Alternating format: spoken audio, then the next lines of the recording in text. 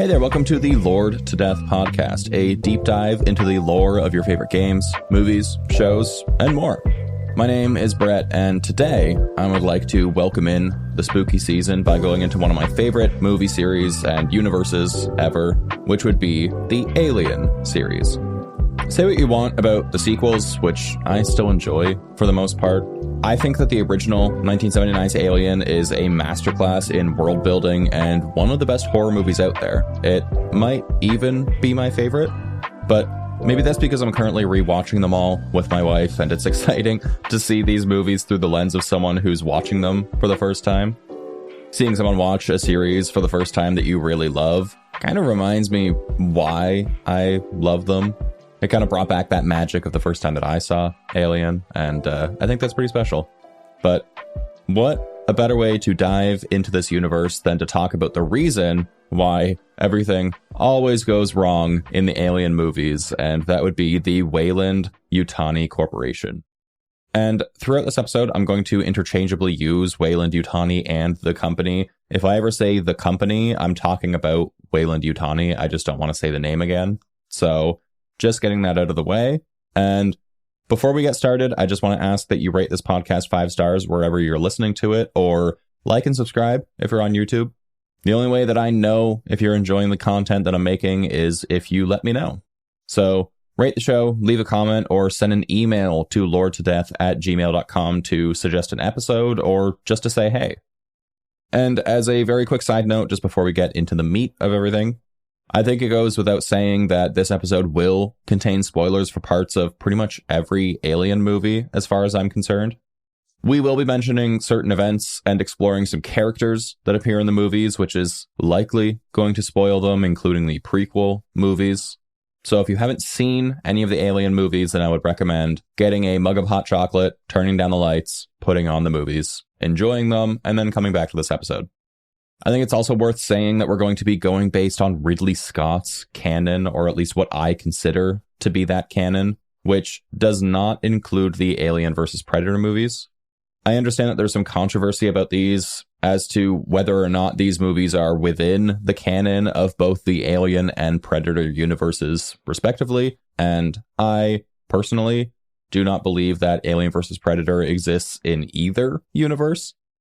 I like to think of it as its own separate universe where both aliens and predators exist, but it's like an alternate reality. Not to get too deep into the weeds, but technically xenomorphs exist in the Predator universe, but there's nothing to indicate that predators exist in the Alien universe, which means that, to me, the Predator universe is likely another reality that exists separately from Alien as well.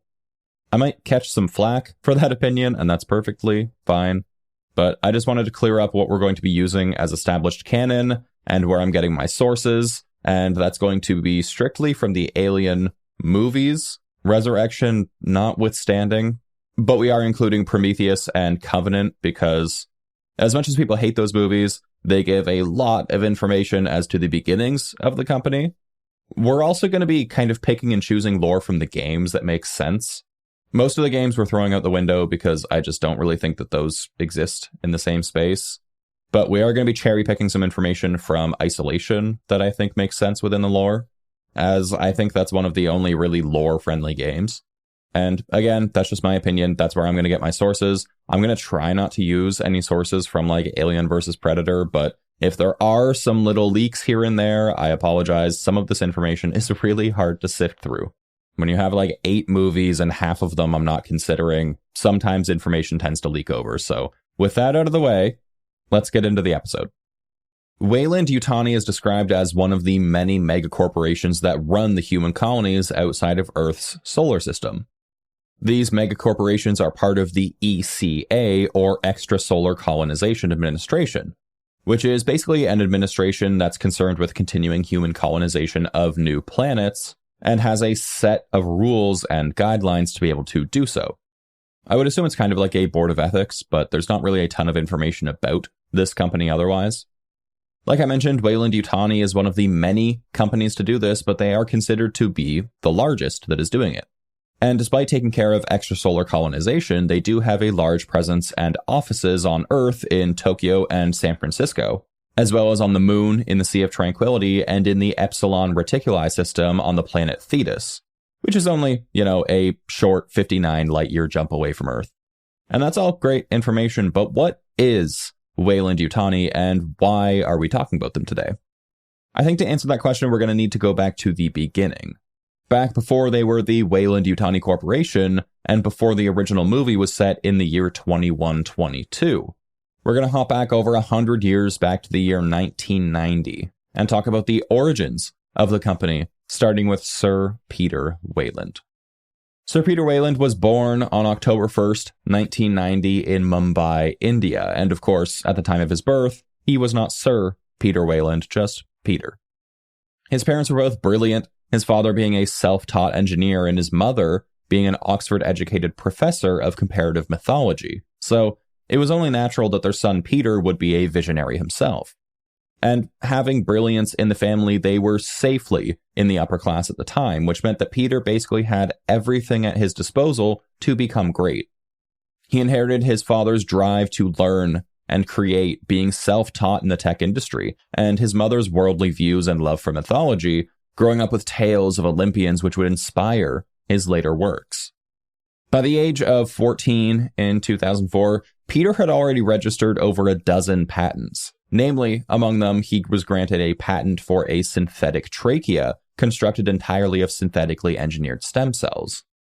I don't think that I need to explain how insane it is that he was creating with that much complexity at age 14.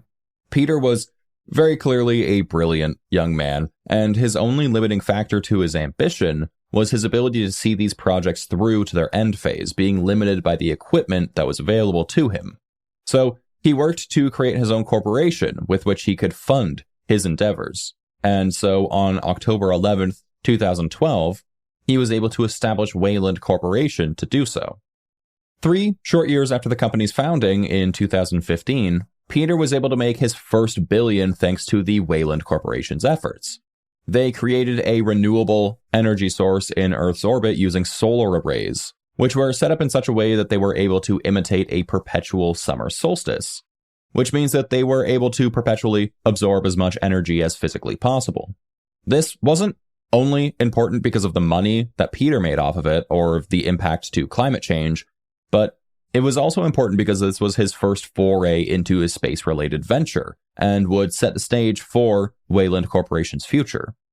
But it was also extremely profitable, and because of the positive impact that it had on the climate, being a renewable energy source, he was able to secure more funding for the corporation.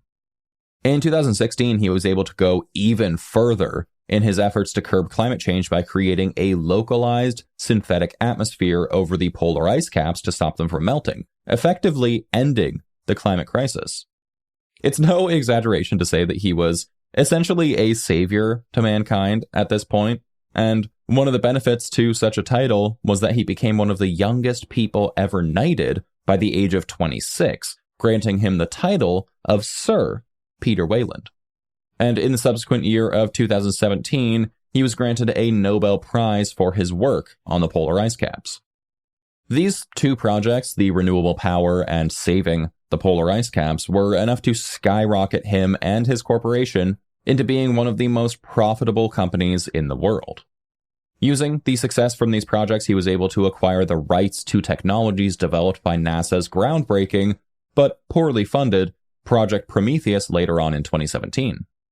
The point of Project Prometheus was to develop a nuclear-powered system for long-duration space missions.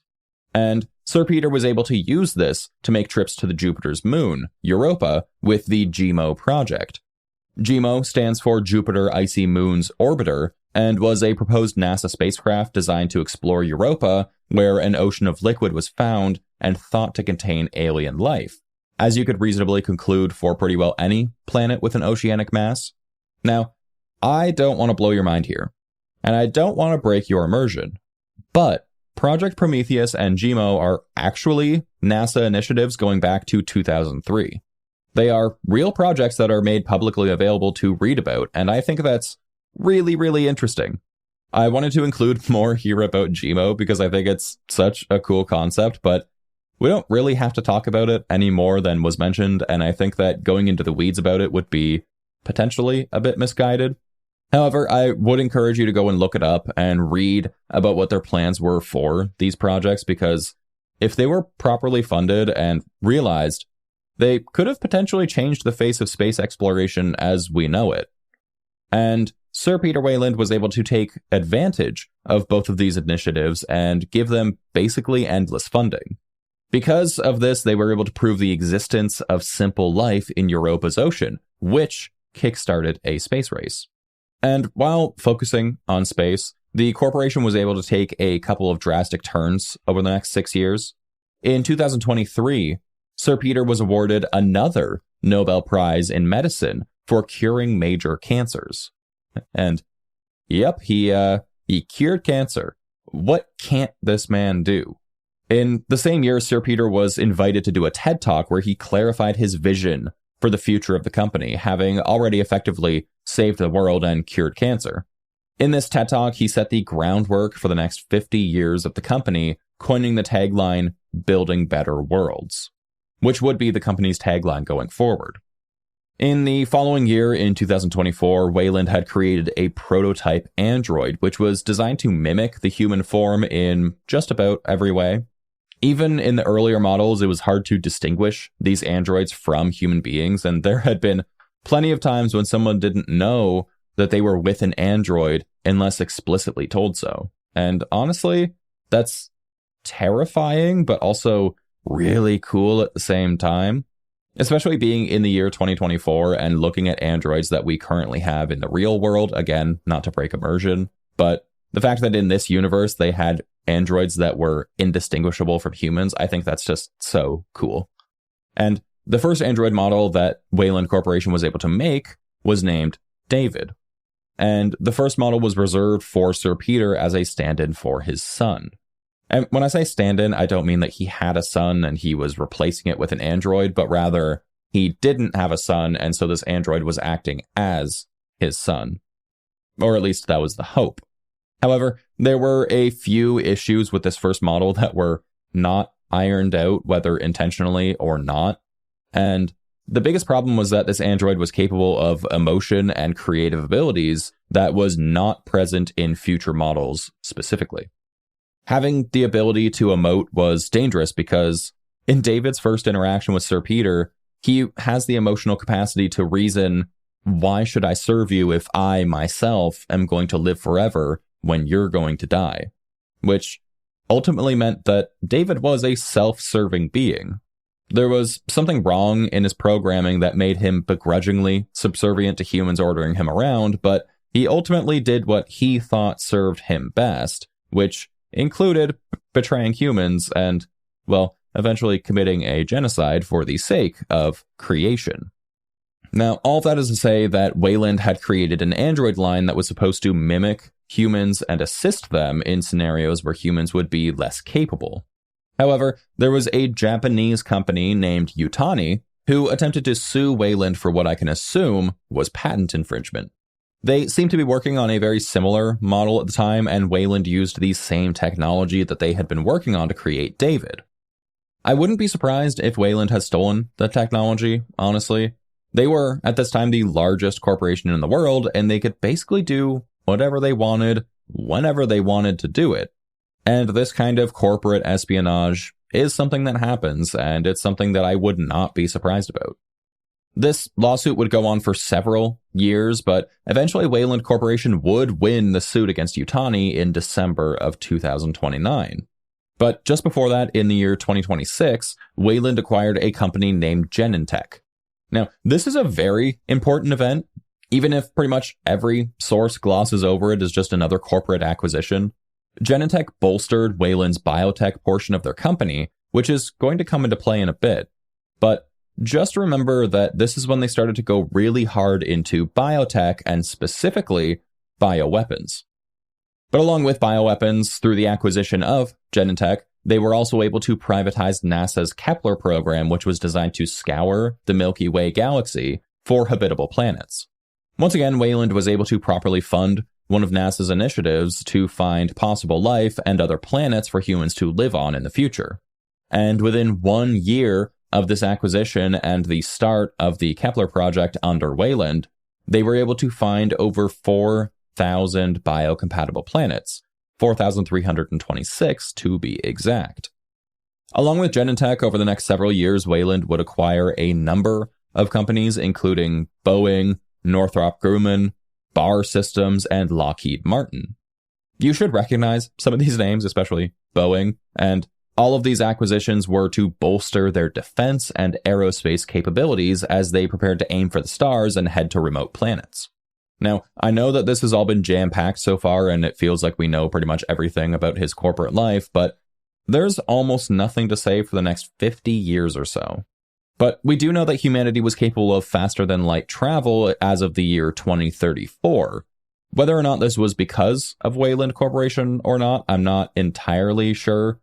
I would have to imagine that being the largest corporation in the world, along with their habit of groundbreaking ventures into space-related shenanigans, that they were probably the ones to figure it out, or they were at least the ones to fund faster-than-light travel.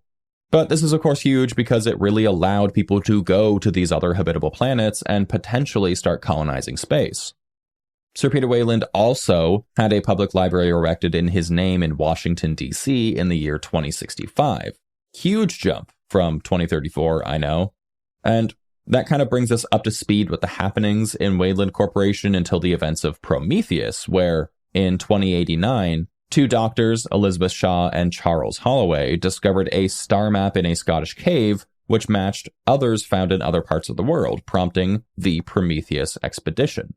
Now, if you don't know, we've mentioned Prometheus a couple times, but in Greek religion, one of the titans, the supreme trickster and god of fire, was named Prometheus.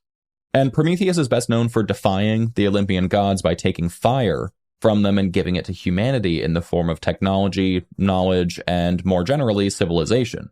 There are some forms of the mythology where he's also credited with the creation of humanity by sculpting them from clay, introducing them to the fire from Olympus, and that kind of created humans. And so this is where Sir Peter Weyland's love of mythology that came from his mother kind of comes into play. The entire point of this expedition was to find the creators of humanity. They thought that these engineers, as they called them, left a sort of map on Earth, which they found through these relics, as it did lead them to another planet. And so they called the ship the Prometheus because the ship that was named Prometheus was kind of going to give them a new purpose or a new meaning in life. It was giving the knowledge, the technology, everything to humans and leading them ultimately to the gods that created them, which, obviously the Olympus comparison is pretty evident. But at this point, Sir Peter Weyland's health was in serious decline, as you can imagine from someone who's almost 100 years old. After the star map was found in Scotland and it was theorized that these maps were left by an ancient civilization, the ones who potentially created humans, Weyland started to fund the creation of the Prometheus vessel, which would follow the map to a distant moon, LV-223, to see out this expedition. We can kind of glean 2 things from this venture. One is that with the decline of his health, Sir Peter was looking for some sort of meaning in his life, or trying to find out the answers to where did we come from, or he was trying to find some sort of immortality in these engineers who were seemingly able to create life and plant it on another planet. The other thing is that this expedition cost him way more than maybe he thought it would, because it's said that the corporation was left in ruins by the time the Prometheus was set to launch. And I wish that we had more information on that little tidbit there, that the company was left in ruin, because it doesn't really make sense to me how the largest corporation in the history of the world was somehow left destitute by funding one mission. Faster than light travel was discovered some 55 years before this point, so it's not like this is the first time that anyone had traveled to another planet, or at least I would assume that, given that the Prometheus vessel was equipped with cryopods, which everyone on board was seemingly pretty familiar with at that point. You don't really get familiar with the idea of a cryopod on its maiden voyage, and this has to be something that people were familiar with and had potentially used before. But if anyone has any more information on this point that I somehow missed, and trust me, I looked far and wide, then I would love to hear from you. Otherwise, my only theory is that the corporation was left in ruin because Sir Peter Weyland essentially faked his death so that he could go on the Prometheus, which was under the command of his biological daughter, Meredith Vickers. I want to get back to her in a second, but I just want to finish this thought first. It was said that Sir Peter Weyland died in an accident on a low-gravity space station orbiting Mars, when in reality he was put into cryostasis aboard the Prometheus so that he could go on this adventure to potentially meet his creators. And the only ones who knew that he was aboard were his aforementioned daughter and David, the synthetic human who he created all those years ago. And I'm not sure if it's the same David from way back then, but it's the same model at the very least. And after his supposed death, his daughter was left to control the Weyland Corporation. It's entirely possible that after his death, the corporation simply lost faith in their leadership and started to disassemble itself from the inside out. If you think about it, Sir Peter Weyland wasn't just a figurehead. He wasn't just some billionaire who decided to start a corporation to line his pockets. He was a brilliant mind who built the corporation from the ground up with his groundbreaking inventions. He was the bread and butter, the meat and bones of this corporation, and it might just be that without him in the picture, it simply just started to fall apart. However, I'm not really sure about that one. Again, if anyone knows more about what happened here, I would love to know. And I did say that I wanted to get back to Meredith Vickers, and I think that now is as good a time as any to do so. And I wondered myself why she would have a different surname if she were Sir Peter Weyland's daughter, and there's a couple different theories regarding that. The first is that, unbeknownst to us, she was married at one point. This is the easiest way to explain why she would have a different surname, but there's no indication that she was married in the film, and I know that doesn't necessarily mean that she wasn't, although the amount of painstaking detail packed into the Alien movies for the sake of world building, I just think that they would have included something like a ring to indicate this fact to us without explicitly stating it. The second is that her relationship with her father was so bad that she purposefully went out of her way to change her surname out of spite. Given what we see in Prometheus, I think it's a fairly likely scenario. We know that Sir Peter Weyland was deeply affectionate towards David, the android that he considered his son, and being a prolific inventor, it makes sense that he would have genuinely treated his creations like his own children. And unfortunately, I could see him giving more affection towards his mechanical creations than his biological ones. The fact that he gave so much attention to his android while his daughter was probably left to be raised with someone else would definitely lead to some resentment down the line. That, or when he left her to run the company by herself, she felt like it was a curse instead of a gift, and that led to the animosity. What I'm really trying to say with this is that Sir Peter was likely not a great father, and those feelings of resentment could have caused Meredith to change her last name so that she could distance herself from her father as much as possible. The third is very simply that they didn't want anyone on the ship to know. I don't know why they wouldn't want people to know that, considering they didn't know that Sir Peter Weyland was on the ship. And surely, being the largest corporation in the world, people would generally know who's running it. Like, imagine if Jeff Bezos suddenly passed away and then someone else were to completely take over Amazon. We would probably know the name of the person who did so. Although, I guess maybe that's not an apt comparison, but you know what I mean. It's the same general gist. Anyways, the last theory is a bit out there, and while it makes some amount of sense, I'm not sure that I buy it entirely. And the theory is that Meredith Vickers was actually an android, and that either Meredith Vickers was potentially just the name they gave this android or the delineation of her make and model. We know that female-presenting androids existed alongside these scruffy male androids that we see, and we also never hear of Sir Peter having a partner at any point, which he would have a child with. We assume that she was his biological daughter because of how she calls him father, but the way that she says it might lead people to believe that saying father through her teeth like it was some sort of jab at him being her creator instead of her biological father. We know at this point that Sir Peter liked to think of his androids as his children, as was evident with David, but it's entirely possible that he tried to get them to call him father to strengthen that bond, and if we know anything from the David model, they didn't really want to do that, or at least it seems that they were begrudgingly doing so. I'm not sure that if I buy this theory, but I do think that it adds a little bit of flavor to Sir Peter in the way that having only androids for children meant that he was likely without a partner for his entire life, and since he dedicated himself entirely to his work, that would kind of make sense. Really, this is neither here nor there, but I just wanted to bring up the question of why does she have a different surname? Because it's something that I've wondered for a while since I first saw Prometheus, and it doesn't really seem like there's a concrete answer there, but I would love to hear what you think about that theory. Now, we all know how the Prometheus venture ended, or I would assume that you do since you clicked on the episode.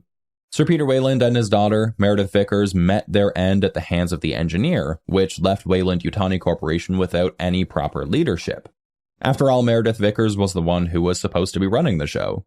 Once again, there's another bit of information that I wish I knew, and that's who ended up taking over for the Weyland family after their deaths. But as far as I know, there's nothing telling us that. But what we do know is that sometime in the late 21st century, Weyland Corporation merged with Yutani Corporation, the same ones that they were in a lawsuit with several years before over the android line David. This merging would bring us into familiar territory in which they would be renamed the Weyland-Yutani Corporation. This brings us back to, and I was going to say modern day, but that's not true in any sense of the phrase. What I mean is that this brings us back up to date with the first Alien movie, which takes place in the year 2122, which is, again, quite a time jump. And at this point, you might be wondering, what's so bad about the company? You said everything that goes wrong in the films is their fault. And it's a totally fair and reasonable conclusion at this point in time to think that they might be a good company. Aside from Sir Peter Weyland's suicidal mission to find the engineers aboard the Prometheus, it seems like Weyland Corporation was relatively benevolent. They saved the world not once, but twice from and essentially ended the threat of global warming.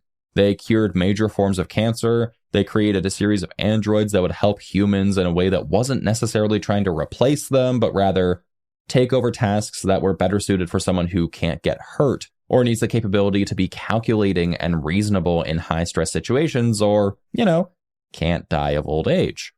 All of the above reasons makes them great for space exploration because they can essentially run a ship by themselves while it's going through faster-than-light travel, and the crew can be put into cryostasis, and the android can be counted on to wake them up in an emergency or when they arrived at their destination. Again, it really seems like Weyland-Yutani is the good guys, and if it weren't for their funding, who knows if humanity would even be among the stars at this point. So, after the merge, Weyland-Yutani became responsible for heading human colonization outside of Earth. I would assume that they were doing so before Sir Peter Weyland's death and before the merging, but there's not really any information there. We just know that once it was Weyland-Yutani, they were the head of that sector. This is kind of where they're at when it comes to the events of Alien. However, it's not being run by Sir Peter Weyland, obviously, since he died on the Prometheus mission. It was likely run by some corporate bigwig whose only concern was how to create a pile of gold so large that dragons might be forced to come into existence to hoard it. And once again, we come to the year 2122, where the events of Alien happen. Aboard the Nostromo, a Weyland-Yutani-owned cargo hauler, their onboard computer, Mother, received a distress beacon from a planetoid called Archeron in the Zeta-2 Reticuli system, and the crew was prematurely awakened from their cryostasis to investigate. As we know, the executive officer Kane was attacked by a parasitic life form, which we would come to know as a facehugger, and was impregnated with an alien. He was taken back to the medical bay where the alien, which would be known as the xenomorph, burst out of his chest and began running amok on the vessel, slowly killing everyone in less than an Earth day's time.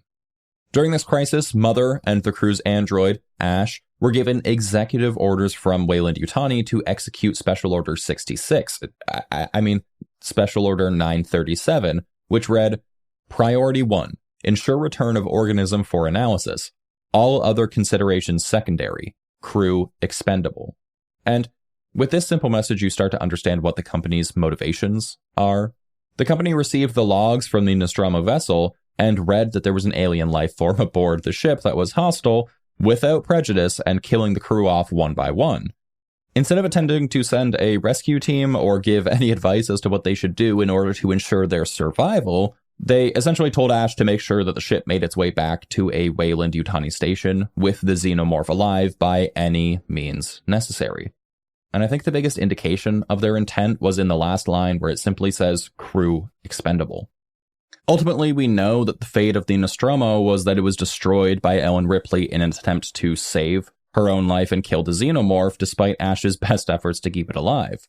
But why did Weyland-Yutani want a hostile alien species to begin with? What could they possibly gain by having their entire living crew murdered in exchange for having this alien in their hands for testing? And the answer goes way back to the year 2026 when Weyland Corporation obtained Genentech, which became their biotech division. Essentially, Weyland-Yutani wanted to obtain the alien so that they could take it apart and put it back together in an effort to understand it so they could turn it into a bioweapon. Simply put, war never changes. Oh, wait, wrong series again. War never ceases to exist, which means that there's always going to be someone or some nation who's looking for the means to have the upper hand in the event of a war. Having a hyperviolent, resilient, and deadly alien on your side would certainly tip the scales in your favor and could potentially replace human militaries in some instances if they could be controlled, which is just good for humans, quote unquote, since they wouldn't be the ones on the front lines. But hell, just use androids at that point. They're more than capable. So after Ash and Mother failed to contain the xenomorph and capture it, and while Ripley was in cryostasis on her way, hopefully, back to Earth, the company decided to send out a team to the Zeta Reticuli system where it happened. They purchased a decommissioned trading and manufacturing spaceport in the system in 2137, which was formerly owned by Seegson Corporation, called the Sevastopol Station. It seems that they were on high alert after the Nostromo incident and were still eager to get their hands on a xenomorph, so they continued to scan the system and see if there were any more out there. Luckily for Weyland-Yutani, and not so lucky for the folks at Sevastopol, there were xenomorphs living in the lower areas of the station. So basically, they purchased the station in an effort to set up a research facility where they could capture and examine the xenomorphs, which they did. And because they just happened to find alien life there, they were able to issue another special order to the station's AI, Apollo, which was code 939 and read Priority 1, Protect Specimen, Maintain Station Quarantine, Disallow Communications, which basically gave them the power to disallow all outside communications from the station and stop any incoming or outgoing traffic, leaving them by themselves to extract as much information on the xenomorphs as they could without their existence becoming public knowledge. The other part of the special order was that the station's androids, the Working Joes, were sent to kill each and every human inhabitant on the station in order to maintain the quarantine, because, of course, any of the humans could have been infected, which meant that killing them was the best option to stop an outbreak. Eventually, the station's orbital stabilizers were damaged by a nearby explosion, which caused the station to fall into the orbit of a nearby planet, burning all of the evidence and all of the xenomorphs along with it, much to the company's chagrin. And this was all during the events of alien isolation. And then we fast forward a few years to the year 2179, where we have the events of aliens. A human colony was set up by Weyland-Yutani on Archeron, the planet which sent the distress signal from the first encounter with xenomorphs. The colonists eventually found a derelict spacecraft and discovered thousands of xenomorph eggs, which, of course, began to hatch, and facehuggers started impregnating the colonist population. But not before a research station could be set up where they captured and suspended several facehuggers for experimentation. Soon after, the company lost all contact with the colony. Since she was the only survivor of a xenomorph attack, Weyland-Yutani hired Ripley to go to the station with a group of military personnel to advise them on how to deal with the xenomorphs. Ripley was bribed by junior executive of Weyland-Yutani, Carter Burke, with the promise of being able to live a life without worry when they came back from the expedition, both financially and emotionally. He basically offered her a huge sum of money and manipulated her by saying that she could go on this mission to face her fears and face her trauma so that she can finally sleep again. Burke joined them as well so that they had a company representative on the mission since they were the ones funding it. He did a great job of pretending to be on their team while he was actually there to hatch a scheme to capture one of the specimens to bring it back to Weyland-Yutani. So, in reality, he was working against the Marines and Ripley, who were there solely to assess the damage done to the installation, find any survivors, and potentially eliminate any further threat to the colony. It's later revealed that his instructions were to get 2 facehuggers from the research lab and return them to the company. Ripley learns this from the android on mission with them, Bishop, and confronts Burke to try to warn him of the dangers of any of these aliens escaping. She also learned that Burke was personally responsible for the xenomorphs being in this facility in the first place, and he boiled it down to a bad call instead of taking responsibility for the fact that he was almost single-handedly responsible for all of these colonists dying. Needless to say, Burke sucks, but he was in the position that he was in because of his ruthless behavior. He was described by others as executive material, and the company had made note of his ability to manipulate others into doing his dirty work and his loyalty to company initiatives. And all of that is just to say that Burke was basically the embodiment of Weyland-Yutani, and the fact that he was so ruthless and he was willing to kill so many people just for the sake of research or for the sake of getting an alien specimen back to Weyland-Yutani is a direct reflection of the company itself. So Burke was there to make sure that the company finally got their hands on a xenomorph, which was eventually found out by the rest of the crew while they were being attacked by dozens of xenomorphs. So when it was suggested that after taking massive casualties, that they were going to return to their starship and nuke the station out of orbit to stop an outbreak of xenomorphs, Burke was the first one to attempt to take command and stop this from happening, citing his reasoning as saving the millions of dollars that were funneled into the station, which was a load of crap. He didn't care about the money that was put into the installation, he cared about the aliens. Thankfully, Burke was killed by a xenomorph, and the hopes of him bringing back a specimen was lost. And thankfully, Ripley survived along with a child that they found on the station named Newt, as well as the android Lance Bishop, and one of the Marines, Corporal Hicks, and they managed to escape the station before it was nuked.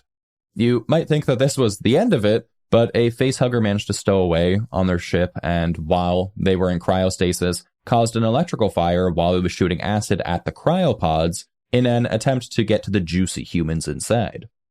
However, it didn't get to eat all of the meal that it wanted, and instead, the electrical fire caused the pod bay to separate from the rest of the vessel in an attempt to save the crew. They crash-landed into the ocean of the planet below, where Hicks's pod was impaled by the wreckage, killing him, and Newt's pod was punctured, and she drowned. Bishop was already in pieces by the end of Aliens, so his status didn't really change much. He was kind of a wreck to begin with, but Ripley was able to survive relatively unharmed. And the facehugger was able to stow itself away and stay safe, biding its time until it could implant itself on someone. The planet that they crashed on was an old correctional facility on a planet called Fiorina 161. This facility also functioned as a mineral ore refinery, although it had been largely abandoned. After the dissolution of most of its prisoner population, only a fringe group of religious fanatics requested to stay at the facility, leaving it with 22 prisoners and 3 custodial staffers to keep the pilot light on, as they said. Hilariously, this facility was also owned by Weyland-Yutani, which just goes to show how large of a company they are, that they just happen to be everywhere. They're like the Tatooine of the alien universe. Everything always comes back to it, even when we just thought that we were rid of it. But anyways, the facehugger that was stowed away on the vessel ended up latching itself onto a dog who lived in the facility named Spike. This, of course, triggered what would end up with all of the prisoners dying, but before that, Weyland-Yutani caught wind of the fact there was now a xenomorph running around their facility, because not only was the facility owned by them, and of course all of the happenings would be reported back to them, but the ship that Ripley arrived on was also a Weyland-Yutani build. This meant that they knew something had happened that caused the pods to eject and land on the facility, and they knew that Ripley, along with the potential of a xenomorph, was there as well. The facility was instructed by Weyland-Yutani in the first executive message that the staff had ever gotten since the facility was effectively shut down, that they were to take good care of Ripley and keep her in the infirmary until a rescue team was able to arrive. Unfortunately for them, by the time they were able to get there, pretty well all of the prisoners were dead, along with the xenomorph. Ripley, who was begrudgingly alive at this point, was confronted by the company's rescue team, who was led by Bishop 2, or I believe his name was Michael Bishop, technically, a newer, or at least another model of the android who helped her escape Archeron. Bishop 2 Electric Boogaloo attempted to talk Ripley down from the edge. quite literally, so that they could extract the queen embryo from her abdomen and save her life. Or at least that's how they tried to spin it. Obviously, all they wanted was the xenomorph queen, and they didn't care whether or not Ripley survived the procedure or not. And I think I just realized I forgot to mention that entire point, which, in the pod, she was attacked by a facehugger, and that implanted her with a queen embryo, so she had a queen living inside of her. And I just don't want to have to go back and re-record everything, so I'm just going to put that here. Ripley has a xenomorph queen inside of her. And so Ripley chose instead to sacrifice herself in order to stop the queen from ever being born, and furthermore to stop the company from getting their hands on her. And I just wanted to get this off my chest. You can complain about the series of events having Ripley's journey end like this after all she went through, but you have to admit, or at least I think you should admit, that this was the right call from her end. It might seem a bit anticlimactic, or maybe you think that Ripley should have tried to do something to get it out of her chest herself and try to save the day once again, but you have to remember that Ripley never wanted to save the day. She was pulled into a few really awful situations, mostly by coincidence, and she might be the only person outside of the company that understands the ramifications of Weyland-Yutani getting their hands on not only a xenomorph, but a queen xenomorph. So I think that her yeeting herself into molten lead was the right call. It makes sense for her character. I know a lot of people didn't like it, but it is what it is. And after all of this hullabaloo, the prison was shut down indefinitely, having no more use to the company since all the prisoners who requested to keep it running were dead, and there weren't any xenomorphs for them to collect.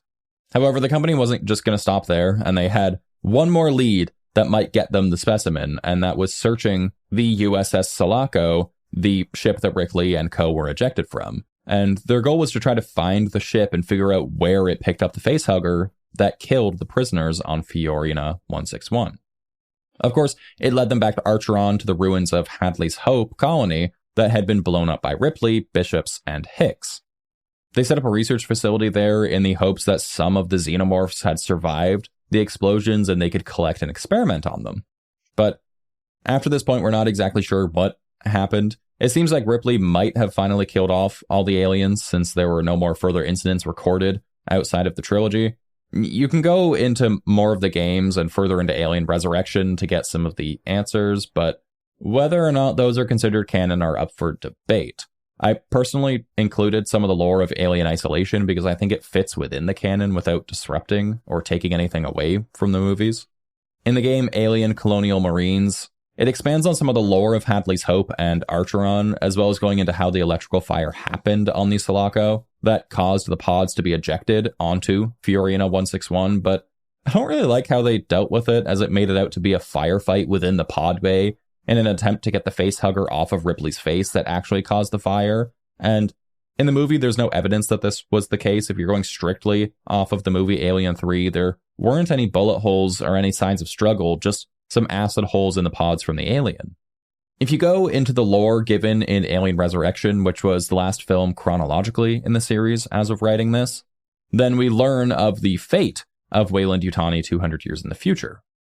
Allegedly, they were bought out by Walmart after putting so much of their resources into ventures that had net zero or lost gains. And I didn't want to include this just because of that line. I don't like that the idea that the most profitable, influential company in the galaxy was somehow bought up by a chain grocery store, no matter how funny I think it is.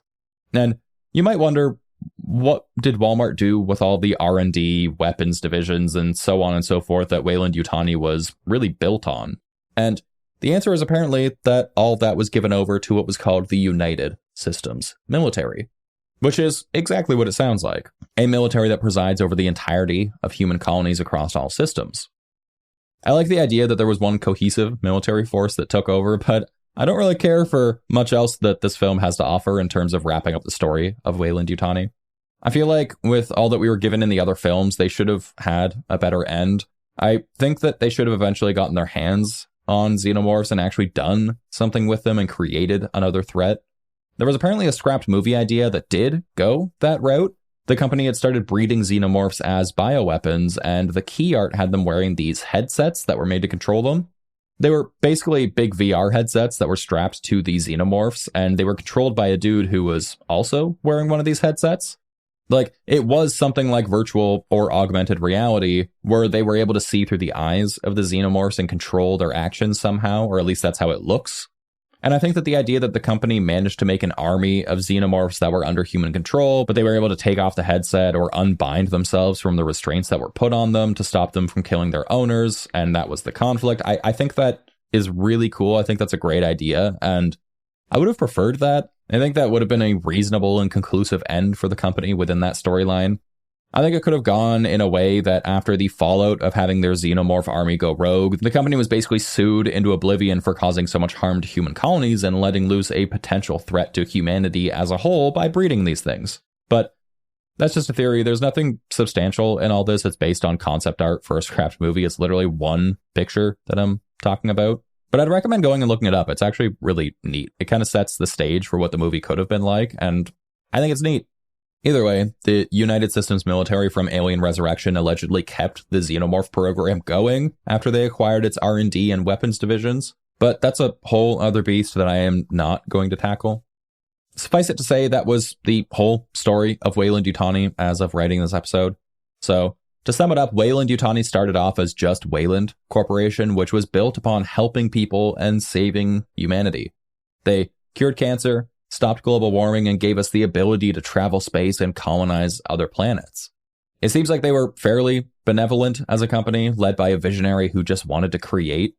I'm not saying that Sir Peter Weyland was a saint by any means, but I do feel like the company started with good intentions.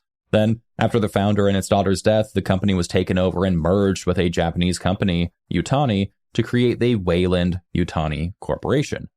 After the Nostromo incident, where they confirmed the existence of a hostile alien species, the company seemed dead set on finding a way to capture and exploit the species, and it was that fixation which would likely lead to their downfall. I wish that I had more information on what the company did after the events of Alien 3, or even what happened when the founder died, because I want to know who took over the company and why it became an evil empire. But alas, we don't know anymore for now. I believe that there are more sequels in the works for both games and movies, so my hopes are that we get some more backstory on the company that fits nicely into the lore. I would love that, but until then, what do you think? Do you think the company started with truly good intentions, or do you think that there was always something nefarious happening under the surface? Or what do you think of the scrapped sequel where we could have gotten to see xenomorphs being controlled by humans for the sake of warfare? It wouldn't have felt like an Alien movie, but I think it would have been a really cool concept. You can find us online at Lore to Death on your favorite social media apps, Spotify, Apple Podcasts, or wherever you get your podcasts. We're also on YouTube, so if you head there and hit subscribe, I would really appreciate it.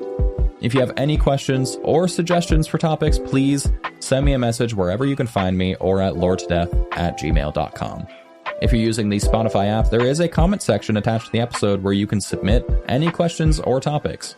If you're on YouTube, please leave a comment. I would love to hear from you. And remember, if you encounter a hostile alien species in the deep of space and it starts murdering all of your friends and crewmates, go up to the little fellow and give him a little smooch on the forehead and tell him that it'll all be okay. Maybe he just needs a little compassion. I think that all of the conflict in the entirety of the Alien series could have been avoided if Ripley cuddled with the alien instead of running away. I think it just needed some companionship. It was alone, it was scared, it was with a bunch of aliens that it didn't know what to do with, and it reacted badly. Hashtag free xenomorph. Hashtag xenomorph did nothing wrong.